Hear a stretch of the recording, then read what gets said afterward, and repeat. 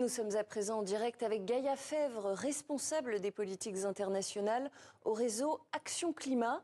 Alors, premier acte fort de cette COP28, ça a été bien sûr l'annonce de la création d'un fonds pertes et dommages avec plus de 400 millions de dollars de promesses de dons à destination des pays pauvres.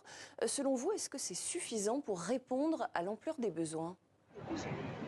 Ce qu'il faut comprendre, que c'est historique qu'on ait l'opérationnalisation d'un fonds, une décision aussi forte en début de COP, mais il y a un comité de transition qui a travaillé toute l'année entre la COP 27 et la COP 28 pour préparer en fait la validation de ce texte. Donc ça permet de mettre dans des bonnes conditions, on va dire, pour commencer les négociations. Après, il faut se poser la question, l'argent qui a été mis actuellement, il est fait pour lancer le fonds. À la base, la Banque mondiale parlait de 200 millions. Là, on est au-dessus. Si on parle de fonds pour répondre aux pertes et dommages, non, le compte n'y est pas. Il va falloir encore faire d'autres efforts. C'est pour ça qu'on va attendre d'autres annonces fortes, certainement au cours de cette COP, mais aussi également peut-être au cours de l'année, quand le fonds se mettra réellement en marche, puisqu'il faudra encore que son conseil d'administration soit acté et commence à travailler.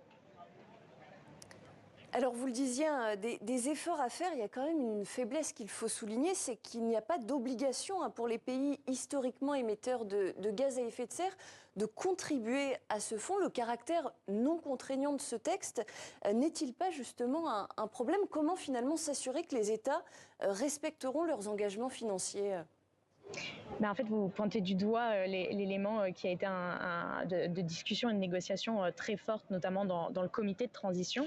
En effet, il n'y a aucune obligation. On exhorte les pays développés, les pays les plus responsables de mettre de l'argent dans le fonds, mais c'est sur une base qui est volontaire. Bien entendu, au réseau Action Climat France, on demande aux pays les plus responsables de mettre de l'argent. Et bien sûr, si les États qui sont considérés comme émergents et ont la possibilité de mettre de l'argent, comme l'a fait les Émirats arabes unis, ils peuvent le faire.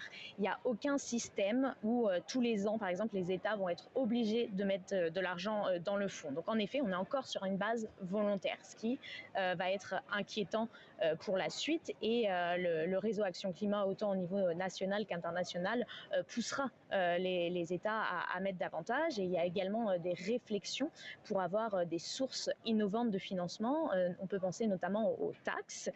Macron aujourd'hui a annoncé le lancement d'une task force sur les taxes. Justement, au niveau du réseau Action Climat, on plaide pour des taxes qui viseraient spécifiquement l'industrie fossile, qui, au regard en fait de ses profits tout au long des différentes années, pourrait mettre la main au portefeuille pour payer en fait les conséquences de son action.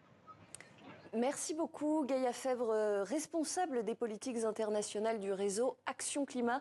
Je précise que vous étiez en direct de Dubaï.